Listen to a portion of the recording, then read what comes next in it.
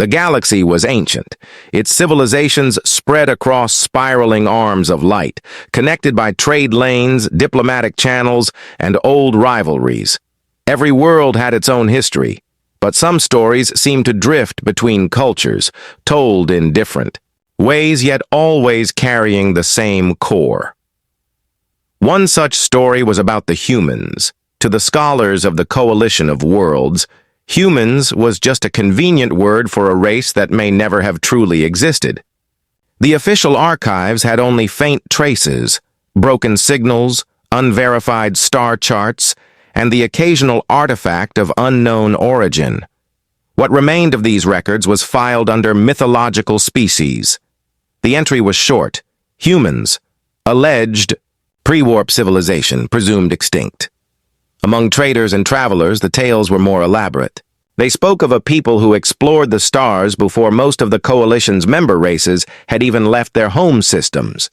These humans, it was said, were restless, always searching for something beyond the next horizon.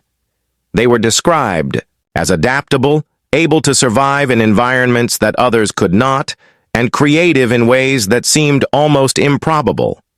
Some versions of the story even claimed that humans had no single world, that they made homes wherever they landed. But over time, belief faded.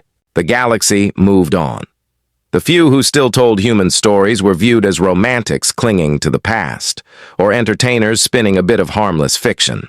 After all, the galaxy was vast, and records from ancient eras were incomplete.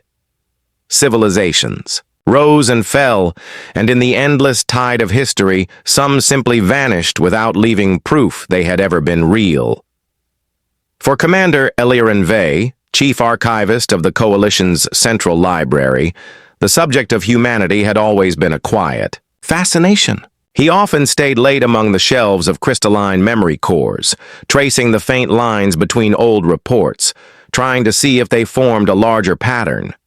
There were a few objects in the restricted vaults, an odd, rectangular device etched, with faded symbols, a fragment of a hull plate with a composition unlike any known alloy, and a sheet of thin, flexible material marked with colorful shapes that might have been a map. Whenever he brought the subject up in formal settings, the response was always polite but firm. "Commander, the Coalition cannot base policy on legend." And so, Vey kept his curiosity mostly to himself, filing small notes in his personal records. Then, one ordinary cycle, a message arrived from an outer patrol station on the fringe of Coalition space. It was not labeled urgent, but the attached data caught Vey's attention immediately. A deep space listening array had picked up a repeating signal unlike any in the Coalition's standard library. The waveform was structured, deliberate, and carried a faint harmonic signature that no current drive system produced. The report suggested it might be a drifting remnant from an ancient probe or satellite. The patrol crew marked it for further analysis, but to Vey, it was different. He had seen something like it before, buried in the oldest human-related files, in the few surviving transmissions attributed to that mysterious people. He tried not to read too much into it. The galaxy had many coincidences, but a quiet spark of possibility took root in his mind. If the humans had been real, and if they had found a way to survive beyond the galaxy's edge, then maybe the stories were not just echoes of a forgotten past. Outside the grand library dome, the night over the capital world of Ardell shimmered with the faint light of distant stars. Somewhere, far beyond the borders of known space, something was moving toward the Coalition. Whether it was an old friend, a lost legend, or something entirely new, no one could yet say. But the moment would come when the truth would step out of myth and into history. The outer patrol station of Varus 6 was not a prestigious posting.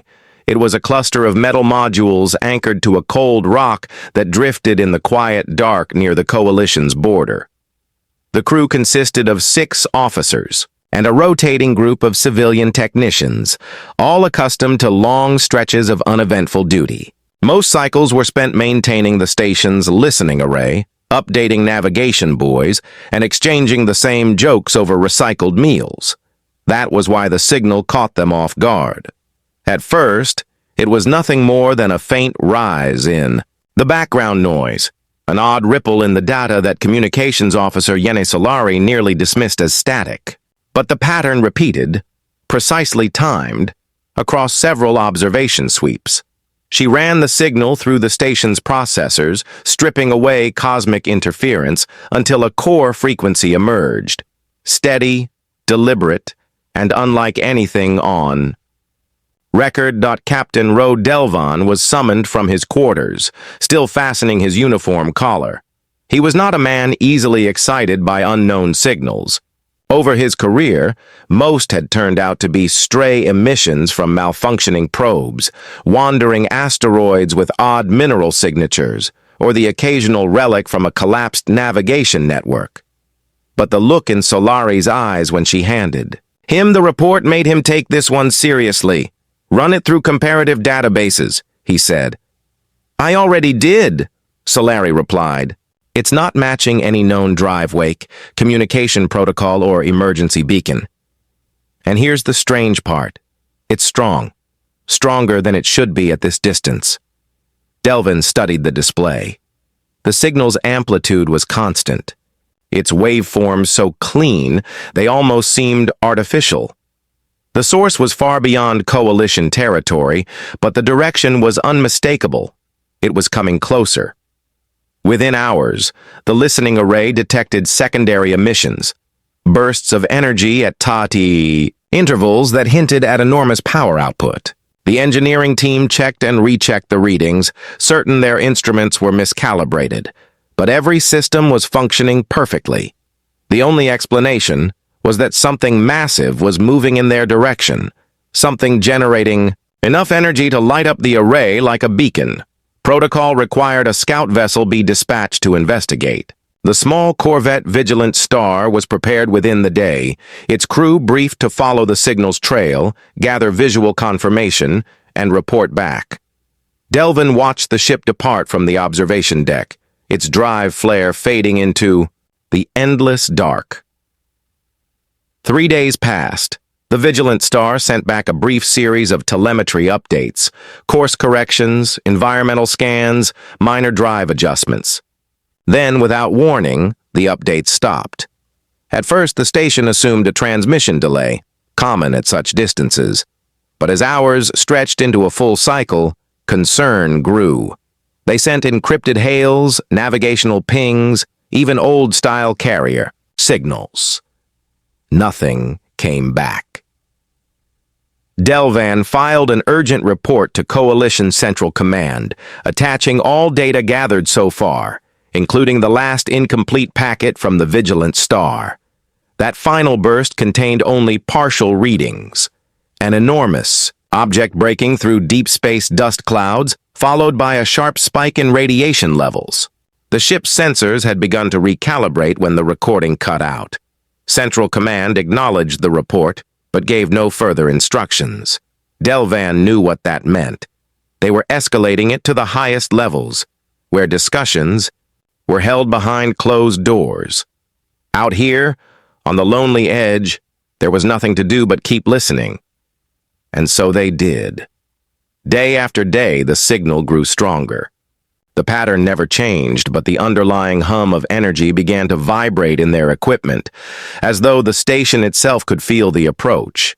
On the 10th day, the readings spiked far beyond the array's safe limits, forcing the crew to power down several receivers to avoid damage.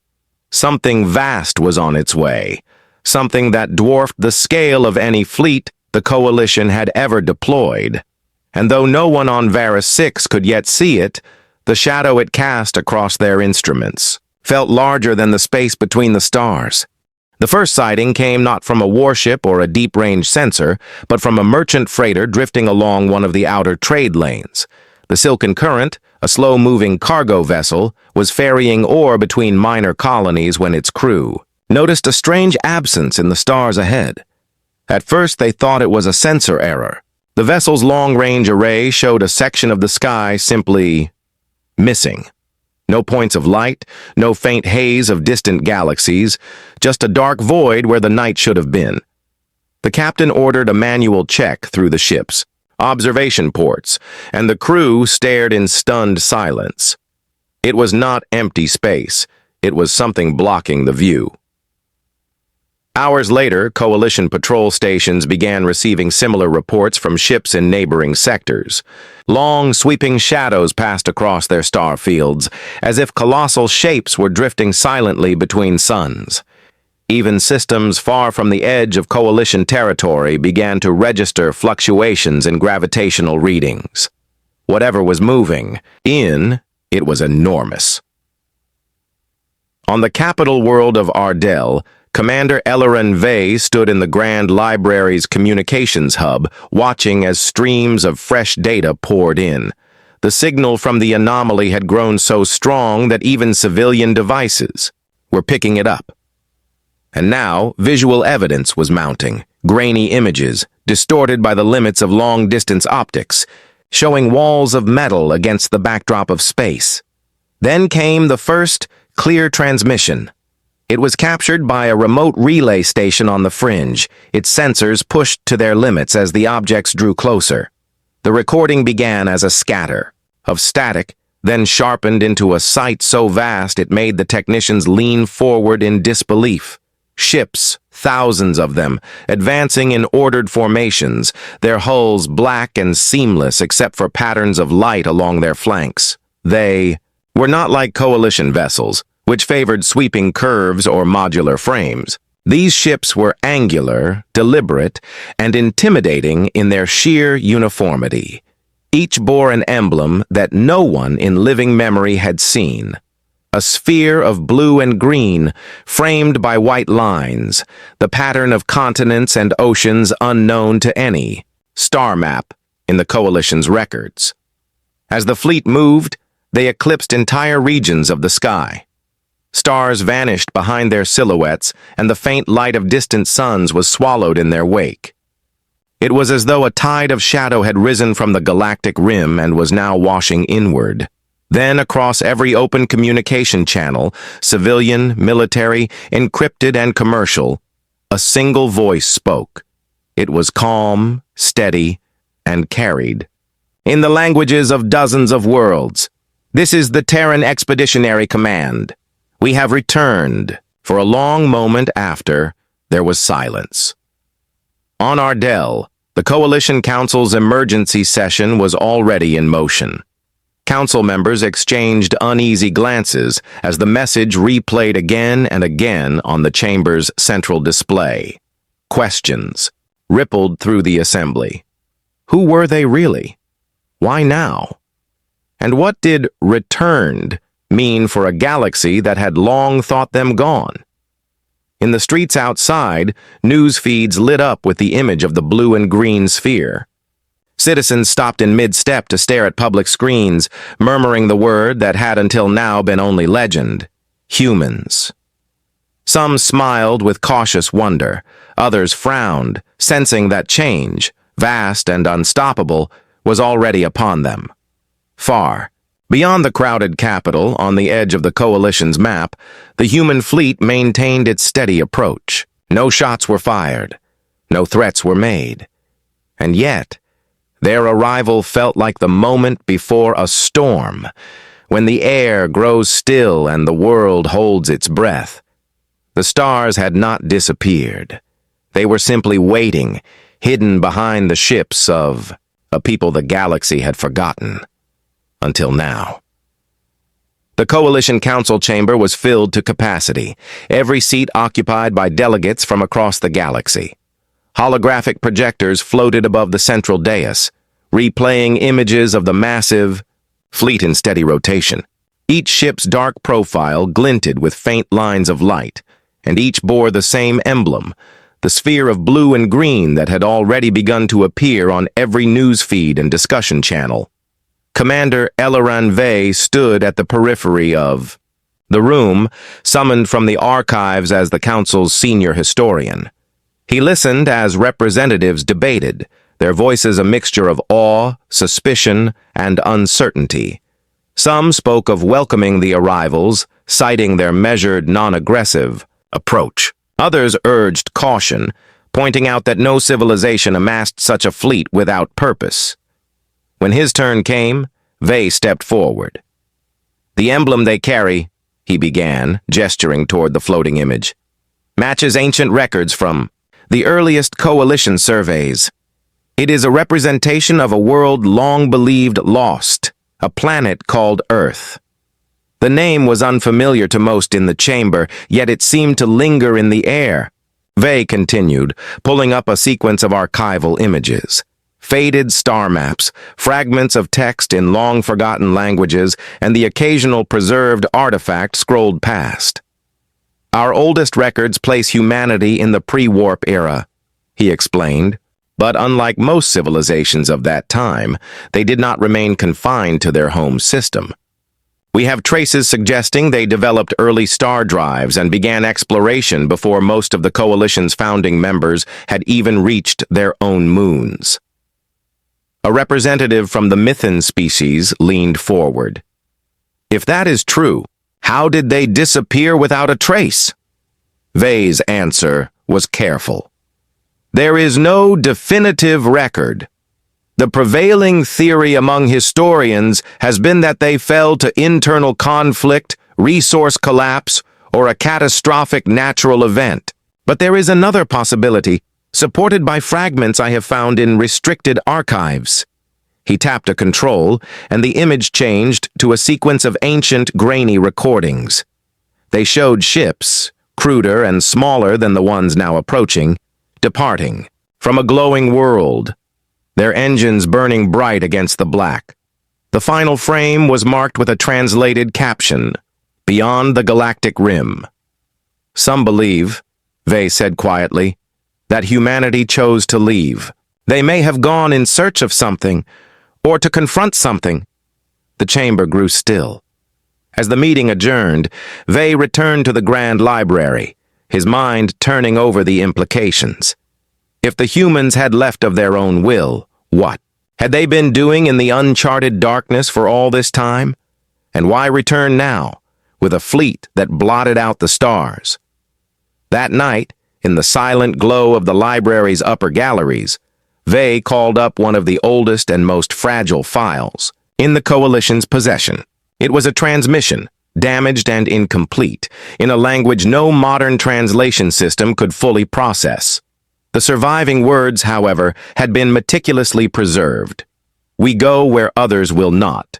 We face what others cannot. When we return, it will not be for ourselves alone." The phrase sent a shiver down Vey's spine. It matched the tone of the brief, calm declaration the fleet had sent earlier that day. "We have returned."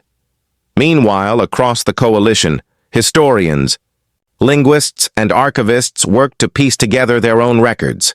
Shared databases overflowed with theories, some grand and hopeful, others cautious and guarded. In distant universities, students who had once scoffed at human myths now pored over dusty files as if they held the key to the future. Yet, beyond the academic excitement, there was an undercurrent of unease. Because if the humans had been out there all this time, facing something beyond the edge of known space, it was possible that whatever they had faced was still out there. And if they had returned now, it might not be to simply reconnect with the galaxy. It might be because they were not alone. The Coalition Council met in secure session, its chamber shielded against every known form of signal intrusion. Delegates sat in a broad circle beneath the high vaulted ceiling, their voices hushed as they awaited the arrival of the human envoys. The chamber doors opened with deliberate slowness, revealing 3 figures stepping inside. They wore uniforms of deep navy, trimmed with silver, and each carried themselves with a quiet, measured confidence. Their features varied. One was tall and broad-shouldered, another compact and lean, the third graceful and watchful. But there was no mistaking the shared focus in their eyes. The lead envoy, a woman with short dark hair and an insignia of the blue and green sphere on her chest, stepped forward.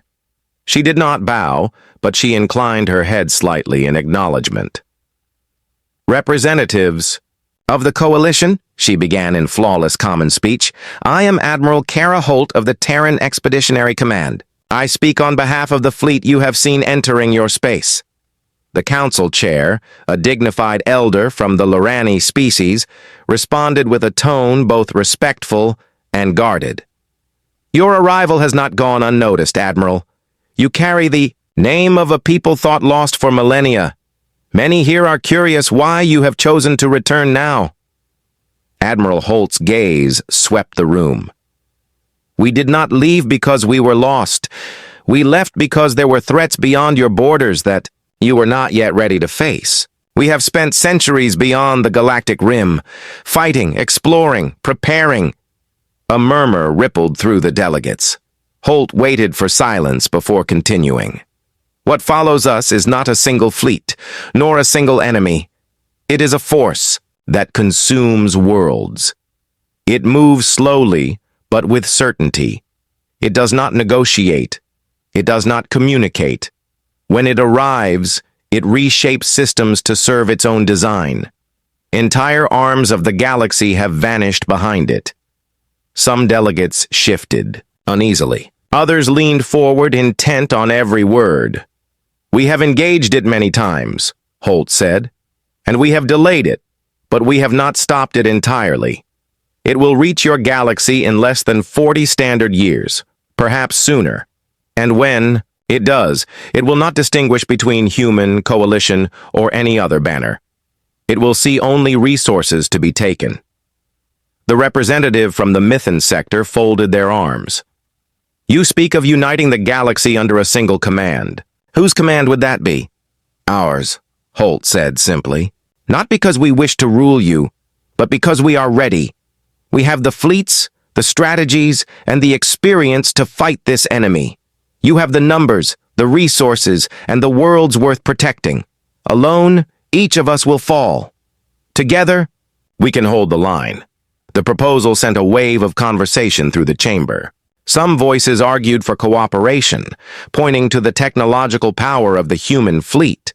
Others bristled at the idea of placing coalition forces under outside leadership, no matter the reason.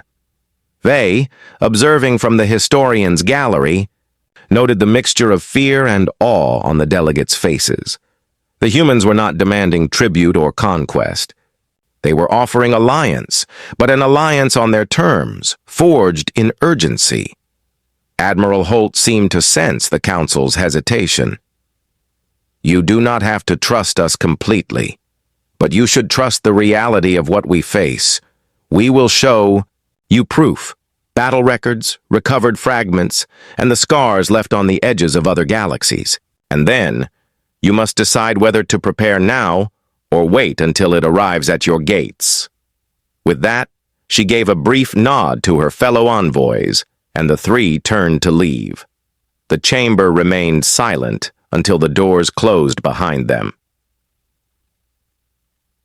In the quiet that followed, the council chair spoke softly, as if voicing a thought rather than issuing an order. "We must decide whether this is the return of an ally or the arrival of something else entirely." The proof Admiral Holt had promised arrived sooner than the coalition expected. It began with a small research outpost in the Terran Fringe, a quiet system known only for its ringed gas giant and a scattering of icy moons.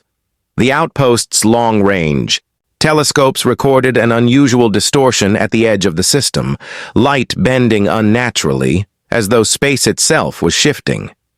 At first, scientists thought it was a gravitational anomaly, perhaps a rogue black hole passing nearby. Then the readings intensified. On the third day, the anomaly resolved into shapes, vast constructs drifting out of the dark. They were not ships in the conventional sense.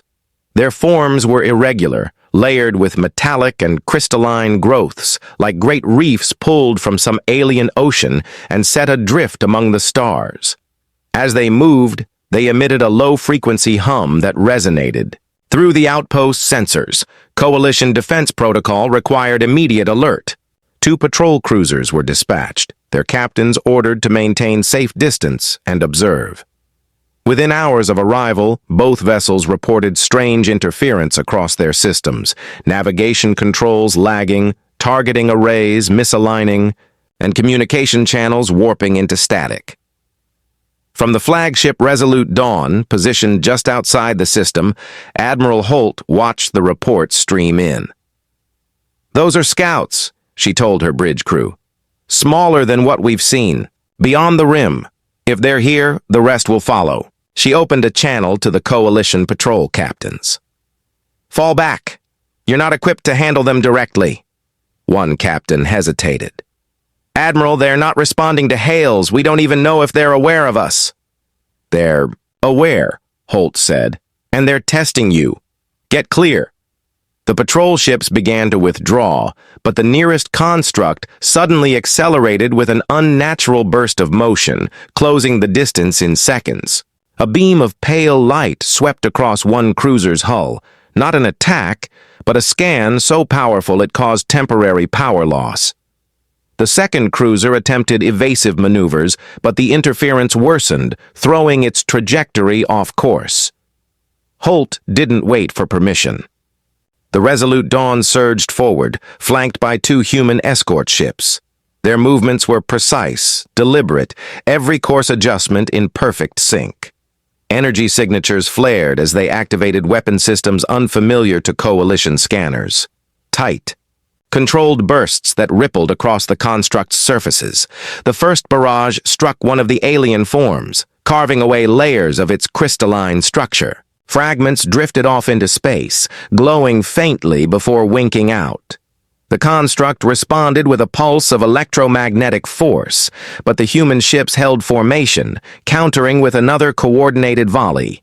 From the Coalition's observation, relay, the entire battle played out like a carefully orchestrated demonstration. The humans never closed so far as to risk entanglement, but never pulled back far enough to lose pressure. Every move was calculated to disrupt the enemy's advance while keeping their own vessels safe. Within minutes, the constructs began to withdraw toward the system's edge, their motions slowing as if they had lost interest.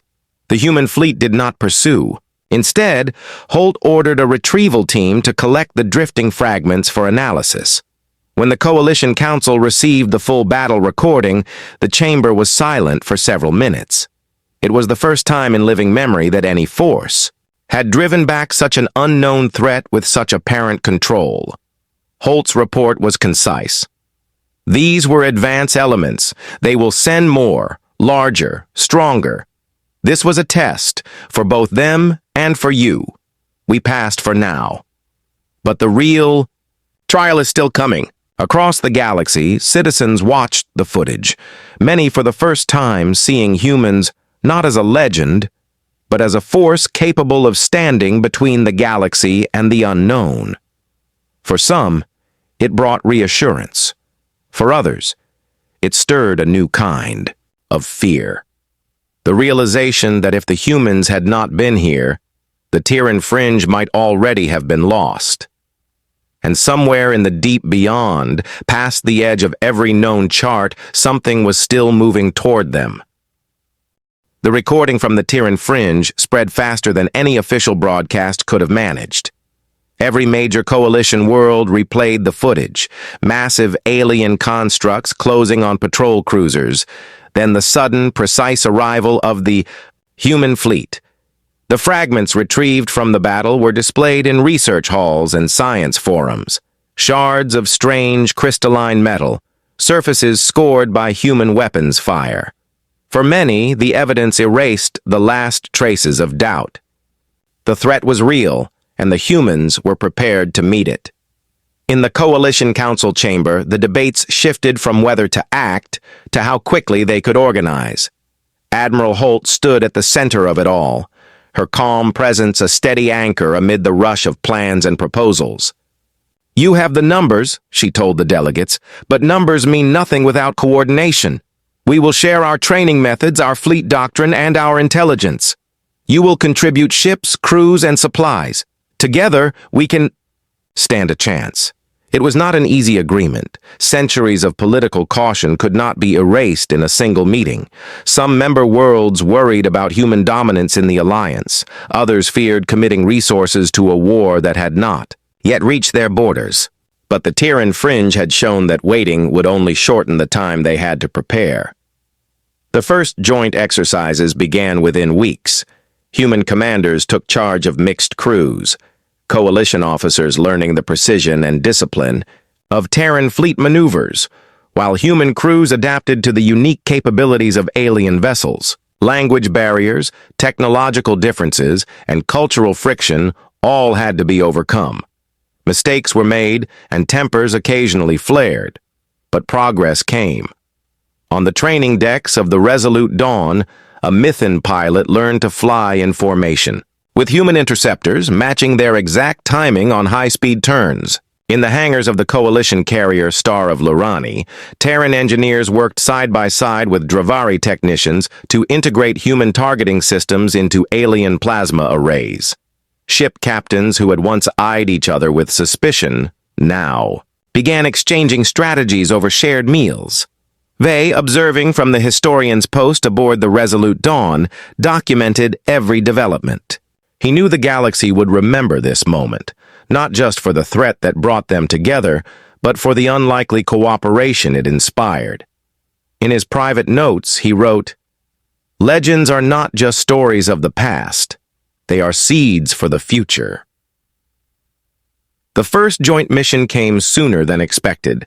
A cluster of small colonies near the Avern Reach reported unusual sensor disturbances, patterns almost identical to those preceding the Terran fringe incursion.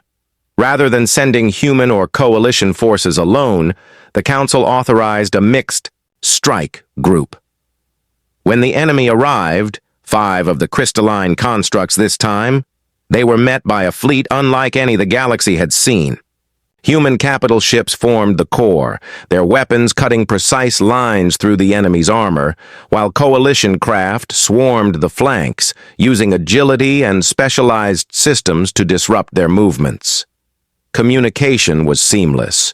Formations shifted like a single organism. The battle lasted less than an hour.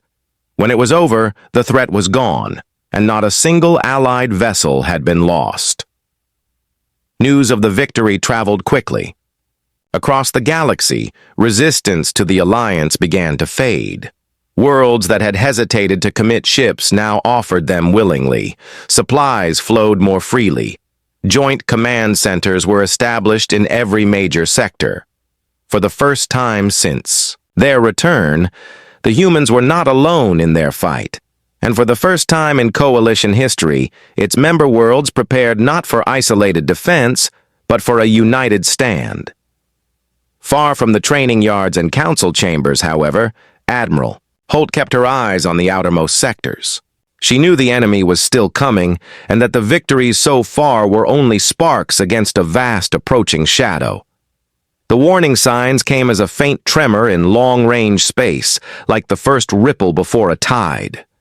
Coalition listening stations detected an enormous gravitational distortion along the galactic rim, far greater than anything in the Terran fringe or Avern Reach. It was the signal Admiral Holt had been waiting for. The main force had arrived. Within days, fleets from across the coalition converged on the designated coordinates. From the bridge of the Resolute Dawn, Holt watched the tactical display fill with hundreds of Allied icons. Human carriers and destroyers held formation beside Mythian interceptors, Dravari artillery ships, and Lurani shield barges. It was the culmination of months of training, planning, and, most importantly, trust built in battle. The enemy emerged slowly from the dark, vast, enough to distort the light of nearby stars. Dozens of colossal constructs advanced in perfect silence, their surfaces shifting with strange patterns of light. Behind them, an even greater form loomed, a command entity, or perhaps something beyond the coalition's understanding. The sight, drew a hush across every bridge and control room in the fleet. Holt opened a channel to all ships. You've seen what they can do to a single system. You know what they would do to all our worlds.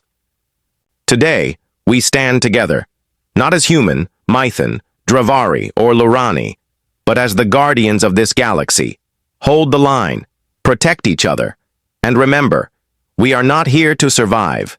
We are here to win. The first volleys lit the dark like sudden stars. Human capital ships unleashed precision fire, carving through enemy armor with beams and kinetic strikes. Coalition craft darted between the larger vessels, using their unique systems to confuse enemy targeting.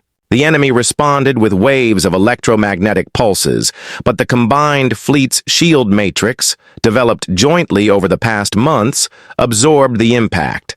They, stationed in the communications hub, relayed coordination updates between distant wings of the fleet. He marveled at how seamlessly the crews worked together, each species anticipating the other's movements. In the chaos of battle, there was no hesitation, no mistrust, only purpose. The enemy pressed hard, forcing the defenders to shift formations.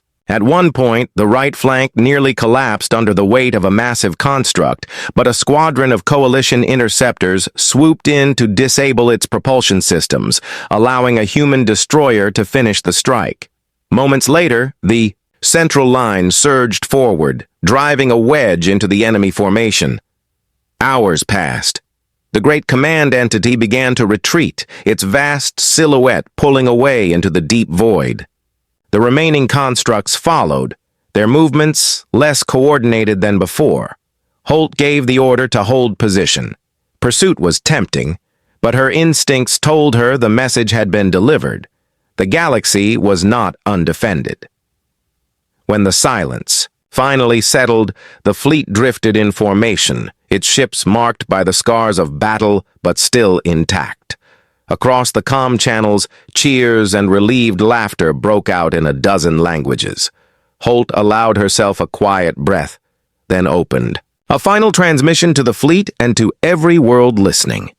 The threat will return one day, but now they know we will be ready. From this day forward, the coalition stands united. Humanity has not come to rule, but to stand alongside you. The Guardians have returned, and we will remain. In the cycles that followed, human fleets did not vanish into the void as they had once done. Instead, they patrolled the far edges of coalition space, sharing knowledge and technology, building watch stations where the darkness pressed closest. Joint academies trained crews of every species in the ways of both Terran discipline and coalition adaptability. And though the galaxy returned to its rhythms of trade, exploration, and diplomacy, the memory of that battle remained vivid. In every system, the sight of a human ship was met with a sense of reassurance, a reminder of the day when legend stepped out of myth and shielded the stars. The humans had returned, and this time, they were here to stay.